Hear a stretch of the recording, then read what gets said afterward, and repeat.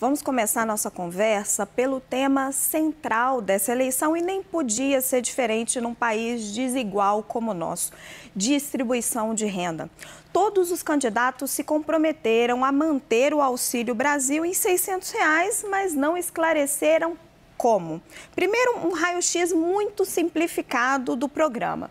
Depois das recentes ampliações, o Auxílio Brasil hoje atende aproximadamente 21.600.000 famílias. Pagando R$ 600 por família, o custo é estimado em 157 bilhões e 500 milhões de reais. Deste total, nós temos aqui conosco 105 bilhões e 700 milhões previstos dentro do orçamento do ano que vem. Segundo a instituição fiscal independente, faltam, portanto, cerca de, quase 52 bilhões para fazer essa conta fechar. E a minha pergunta para vocês três é exatamente essa.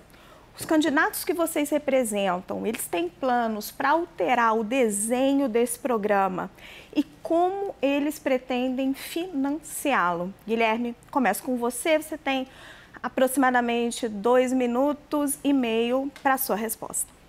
Obrigado, Raquel. Queria agradecer à CNN a oportunidade de estar aqui, agradecer a Helena, o Mauro pelo debate.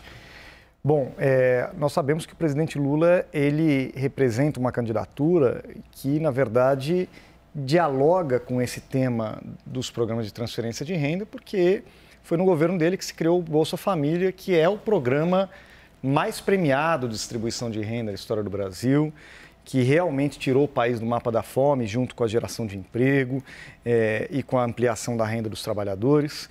Então, nós estamos falando aqui de um lugar tranquilo sobre esse tema, porque nós sabemos como fazer e já fizemos.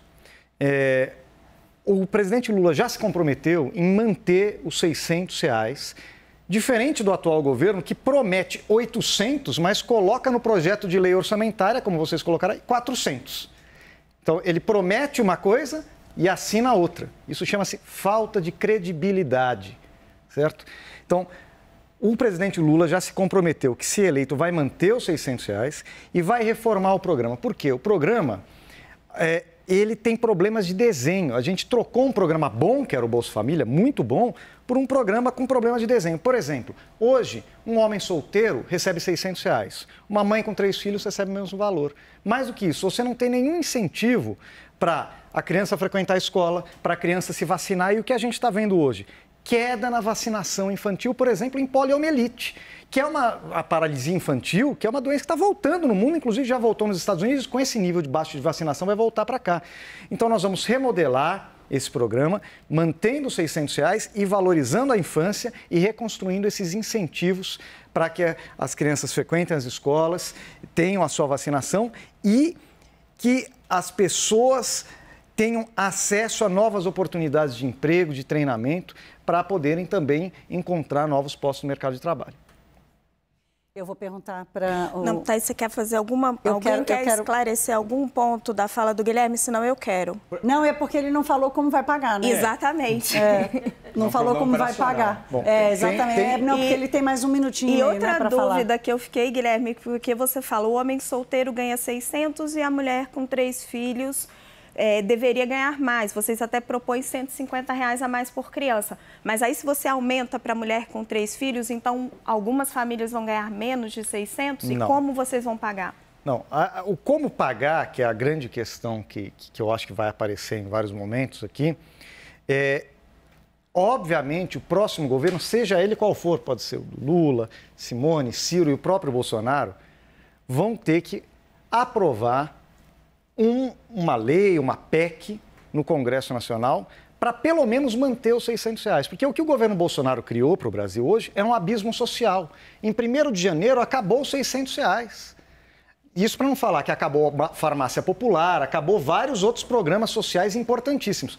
Essa LOA que o governo apresentou é uma peça de ficção. Desde os pressupostos dele de crescimento, que completamente desalinhados com o que se espera, até os valores. Por exemplo, ele manteve o auxílio para a gasolina, a desoneração para a gasolina, mas não manteve os R$ 600. olha a questão das prioridades, né, do governo.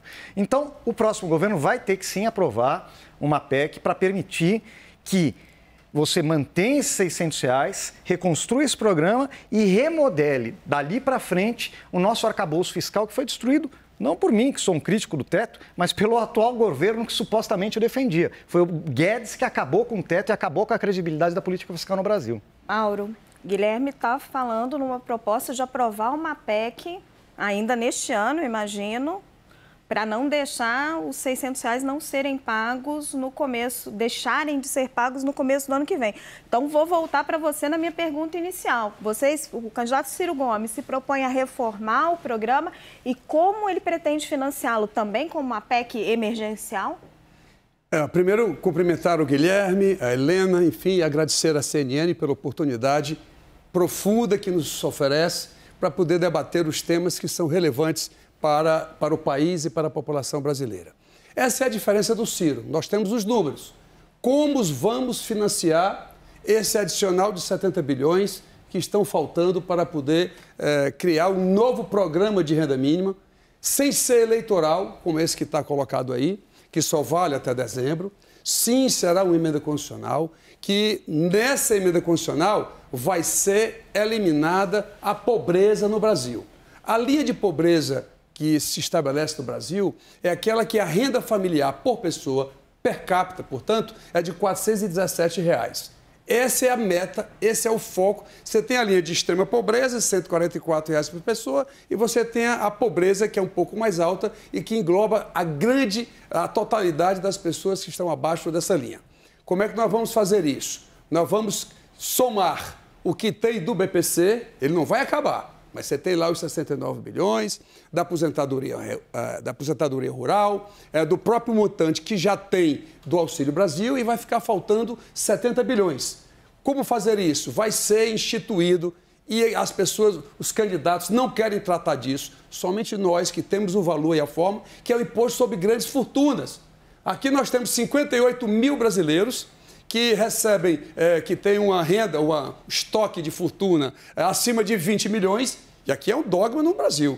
Todo mundo é contra no Brasil porque não cobrar imposto de rico é difícil. Portanto, se você fizer essa taxação de 0,5%, 1%, ou seja, de cada R$100 dessa riqueza existente, você cobrar 50 centavos, você vai ter lá os 60 bilhões iniciais para poder, portanto, compor essa renda mínima, que ele tem chamado renda mínima Eduardo Suplicy, nesse contexto per capita, portanto, permanente e não transitório e com condicionalidades. Ou seja, tem que ter realmente a matrícula na escola, tem que ter a vacinação. Portanto, esses controles, eles voltam a ser estabelecidos e, último detalhe, ele será permanente. Posso colocar uma questão sobre... Por favor, Priscila.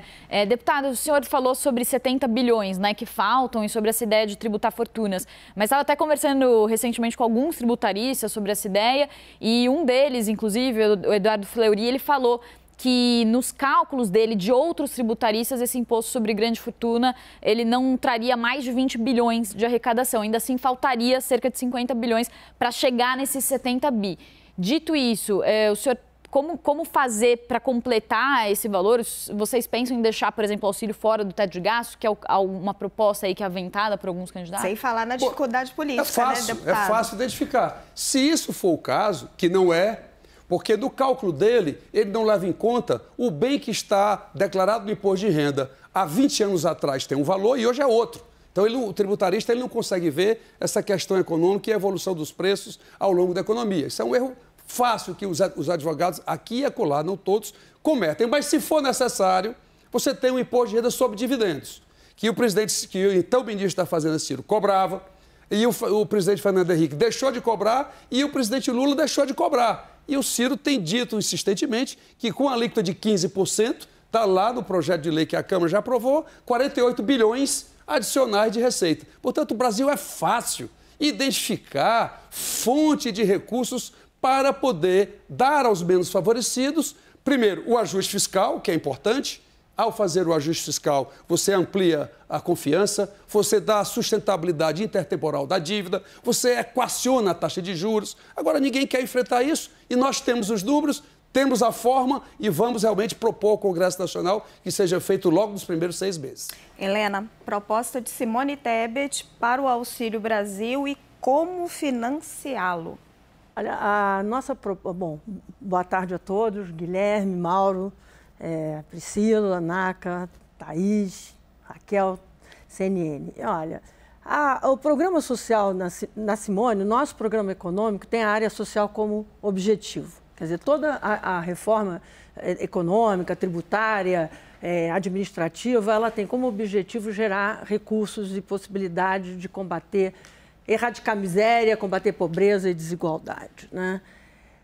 O programa que a gente propõe é baseado na Lei de Responsabilidade Social que o Tasso Gereissati é o autor, a Simone é a relatora. Nesse programa, ele é um aprimoramento. Assim como a Bolsa Família foi um aprimoramento do Bolsa Escola, do Vale Gás, uma unificação de várias políticas sociais iniciadas com o governo Fernando Henrique, a gente está na hora também de aprimorar, que é focalizar os gastos sociais.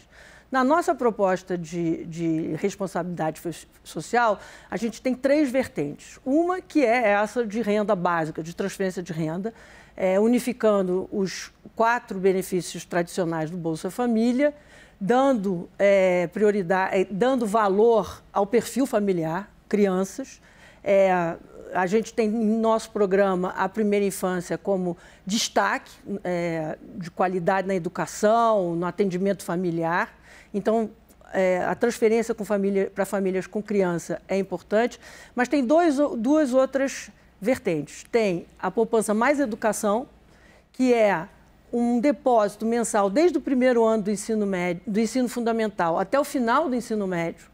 E aí, ao final do ensino médio, aquele jovem que completar o ensino médio, ele recebe um valor que todo mundo está brincando, o valor da motocicleta, o valor do celular, mas é só se ele completar todos os anos de ensino, porque a gente precisa atacar a evasão escolar no Brasil, porque a gente não vai resolver o problema de desigualdade de renda no Brasil só com transferência. Transferência é uma base para que os vulneráveis tenham uma condição mínima de subsistência, mas o objetivo da nossa política social é criar oportunidade de trabalho. É o trabalho que vai resolver o problema de desigualdade no Brasil, é a qualidade do emprego e a capacitação. E tem uma última vertente que a gente descobriu durante a pandemia, essa enorme volatilidade do trabalhador informal ou trabalhador formal de baixa renda, que de uma hora para outra perde a sua renda. Então, a gente introduziu o Seguro Família, onde tem uma renda autodeclarada e o governo deposita 15% daquele valor para aquela pessoa ter essa espécie de colchão para quando acontecer uma adversidade, né? Isso tudo dentro do escopo dos R$600. Quer dizer, acho que é um consenso, é raro ter consenso aqui, mas é um consenso de que esse Auxílio Brasil foi eleitoreiro, ele destruiu a focalização da política social e mais, ele destruiu um instrumento que foi criado ainda no governo Fernando Henrique, que é o Cadastro Único, que é fundamental. Aliás, eu ia perguntar exatamente sobre o Cadastro Único, que é fundamental para orientar a política pública. A gente vê uma convergência na questão da prioridade na criança, mas a Thaís tem uma pergunta. Não, era exatamente sobre isso, está escrito aqui, Cadastro Único. Eu queria saber, porque assim, a premissa do critério a gente já entendeu, mas a premissa de descobrir quem se encaixa no critério, que é a base de dados do país, ela, obviamente, ela está defasada, ela traz ainda uma série de problemas, então queria ouvir de onde partir, porque os dados estão defasados. Não, e mais que isso, só posso complementar uma questão, e tem uma incoerência que está acontecendo agora no cadastro único, que é o fato de as pessoas estarem se cadastrando como pessoas que moram sozinhas para conseguir aumentar o auxílio, só para complementar também. Eu acho que esse abono Auxílio Brasil que o Bolsonaro criou, que é puramente eleitoral, quer dizer, não tem uma preocupação de fato atacar raízes de desigualdade e pobreza, tem esse problema. Ao destruir o Cadastro Único, foi um grande instrumento de política pública, de formação, de indicação de onde a política social deve atuar. A gente vai ter que recuperar o Cadastro Único. Temos conversado muito com Wanda Engels, que é da nossa equipe, Vinícius Botelho, para a gente reconstruir isso. É o orientador de toda a política transversal de família, de primeira infância social, para você saber exatamente quais são as necessidades daquela unidade familiar. E você tem um governo que não liga para números, né? Acabou com o censo, não liga para estatística, não liga para ciência. Então, a gente vai ter uma reconstrução. A gente fala muito da reconstrução fiscal, da reconstrução pós-pandemia, mas tem uma reconstrução de análise de política pública, de qualidade das estatísticas, porque é com isso que a gente orienta a política social. É com isso que a gente focaliza o uso de recurso público. Obrigada, Helena.